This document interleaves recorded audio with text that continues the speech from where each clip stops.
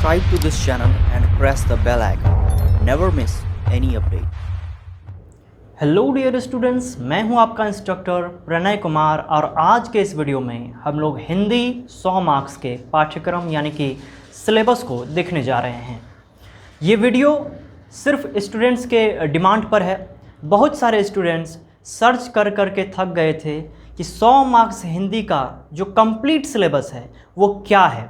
तो इस वीडियो को देखने के बाद आपको फिर से सर्च करने की ज़रूरत नहीं पड़ेगी, लेकिन इस वीडियो को आप शुरू से लेकर के अंत तक देखते रहिए। तो देखिए, सबसे पहले क्या है कि बिहार बोर्ड हिंदी 100 मार्क्स अंक यानी कि 100 अंक का अब हिंदी होता है, पहले 50 अंक का होता था। तो अब यहाँ पर मैंने सब्जेक्टिव और ऑब्जेक्टिव दोनों को डिफाइन कर दिया है। गद्यखंड और पदखंड जिस प्रकार से होते हैं किताब में, कौन कौन से चैप्टर्स हैं वो भी बताए जाएंगे, इसलिए इसे बारी बारी से समझते चलिए। सबसे पहले देखिए कि हिंदी 100 मार्क्स, तो 100 मार्क्स का हिंदी है, जाहिर सी बात है कि ऑब्जेक्टिव भी रहेगा, सब्जेक्टिव भी रहेगा। ऑब्जेक्टिव हमसे 50 मार्क्स यानी कि 50 मार्क्स का पूछता है और सब्जेक्टिव भी 50 मार्क्स का होता है, यानी ऑब्जेक्टिव और सब्जेक्टिव दोनों बराबर है। लेकिन ऑब्जेक्टिव में जो प्रश्नों की संख्याएं होंगी वो 100 होंगी। 100 क्वेश्चन आपका दिया रहेगा और आपको बनाना उसमें मात्र 50 है, यानी 50 का आंसर ही आपको देना है। आपका मन है कि आपको कौन सा चूज़ करना है। तो सबसे पहले हम लोग ऑब्जेक्टिव पर चले आते हैं। तो जाहिर सी बात है कि हिंदी व्याकरण से भी ऑब्जेक्टिव पूछेगा और जो आपका टेक्स्ट बुक होता है यानी कि किताब जो होती है दिगंत भाग 2 उससे भी ऑब्जेक्टिव पूछेगा। तो हिंदी में क्या है कि दिगंत भाग 2 जो कि हिंदी की किताब चलती है उससे 60 क्वेश्चन रहेगा और व्याकरण से 40 क्वेश्चन रहेगा, यानी कि टोटल दोनों मिला करके जो 100 क्वेश्चन आपसे पूछे जाएंगे। आपका मन है कि आपको कौन से प्रश्न चूज़ करने हैं। तो टोटल 100 क्वेश्चन आपसे पूछे जाएंगे ऑब्जेक्टिव में और आपको जो है कि केवल 50 का ही आंसर देना है। तो चलिए बारी बारी से हम लोग समझ लेते हैं हिंदी व्याकरण में कौन सारे टॉपिक हमको पढ़ने होंगे और आगे चल के मैं बताने जा रहा हूँ कि आपको कौन से किताब लेने चाहिए, क्योंकि बिहार बोर्ड हिंदी के लिए व्याकरण की किताब सजेस्ट नहीं की गई है बिहार बोर्ड के द्वारा। तो सबसे पहले हिंदी व्याकरण में आप संधि पढ़ेंगे, संधि की तैयारी आपको करनी होगी। दूसरा समास, तीसरा कहावतें। अब ये आप कहेंगे कितने मार्क्स का, तो जिस प्रकार से लिखा गया है उसी मार्क्स का, नंबर उतना वेरी नहीं करता। संधि 5 मार्क्स का होता है, समास 5 मार्क्स का होता है, कहावत 5 मार्क्स का होता है। उसी प्रकार से उपसर्ग और प्रत्यय भी होते हैं 3-4 मार्क्स के। तो आपको तैयारी करनी है, उपसर्ग और प्रत्यय की तैयारी करनी है। फिर देखिए 5 नंबर में संज्ञा, सर्वनाम और विशेषण, ये सारी चीज़ों की आपको तैयारी करनी होंगी। नीचे देखिए और 6 नंबर पर है पर्यायवाची शब्द, यानी पर्यायवाची शब्द को भी आपको देखना है, इसकी भी तैयारी आपको करनी होगी। विलोम शब्द यानी कि उल्टा शब्द, इसकी भी तैयारी आपको करनी होगी। अनेक शब्दों के बदले एक शब्द, अनेक शब्दों के बदले एक शब्द। अब ये आप कहेंगे कितने मार्क्स का, तो 3 मार्क्स का, 2 मार्क्स का, 4 मार्क्स का, इस प्रकार से ये सारा पूछता है। 9 नंबर पर देखिए कारक की तैयारी करनी है और 10 नंबर पर आपको वचन की तैयारी करनी है। यानी कि ग्रामर के ऑब्जेक्टिव में अगर आपने इतना तैयारी कर लिया तो समझ जाइए कि आपका ग्रामर के लिए रेडी हो चुका है स्टडी मटेरियल। तो इतना सा आपको तैयारी करना है।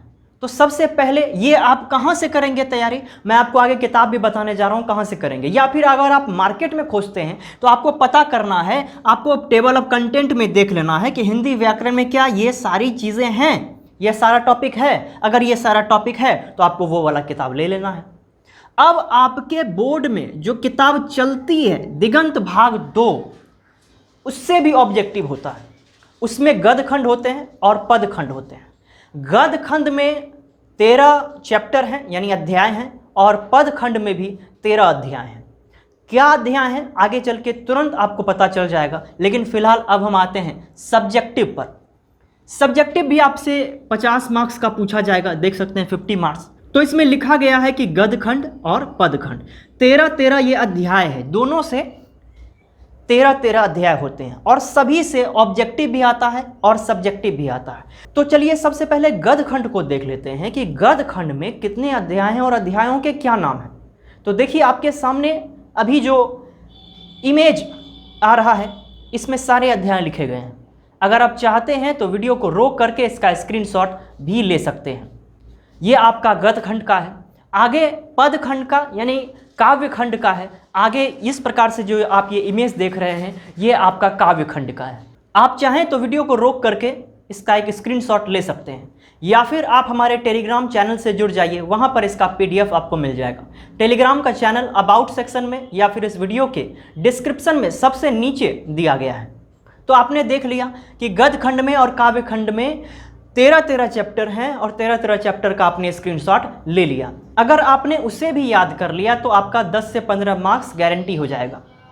तो चलिए अब आते हैं कि सब्जेक्टिव में क्या क्या पूछेगा। इसमें किताब का भी है और ग्रामर का भी है। तो देखिए निबंध आपका 8 मार्क्स का पूछता है।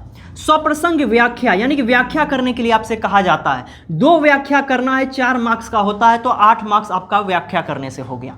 पत्र लेखन आपको बस एक ही करना है जो कि 5 मार्क्स का कवर हो जाएगा उसमें। अति लघु उत्तरीय प्रश्न 5 बनाने हैं और वो 2 मार्क्स का होता है। लघु उत्तरीय प्रश्न यानी कि ये हो गया अति लघु उत्तरीय, जो कि 5 बनाने हैं 2 मार्क्स के होंगे, और लघु उत्तरीय में 3 बनाने हैं 5 मार्क्स के होंगे, तो 15 मार्क्स आपका लघु उत्तरीय में क्लियर हो जाएगा। तो अति लघु उत्तरीय और लघु उत्तरीय ये दोनों आपका दिगंत भाग 2 से पूछा जाएगा।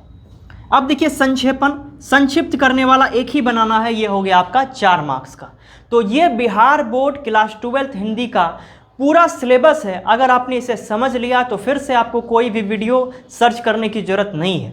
अगर वीडियो आपके हेल्प में आया है तो इसे लाइक और शेयर तो करिएगा ही साथ चैनल पर नए हैं तो सब्सक्राइब करके बेल आइकन को हिट कर दीजिएगा। ये वीडियो स्टूडेंट के डिमांड पर था, तो कमेंट करके मुझे बताइए कि और किस प्रकार के वीडियोस आप देखना चाहते हैं, तो उसका भी एक स्पेसिफिक वीडियो बनाने की कोशिश मैं ज़रूर करूँगा। फिलहाल इस वीडियो में इतना ही, मिलते हैं किसी अन्य वीडियो में।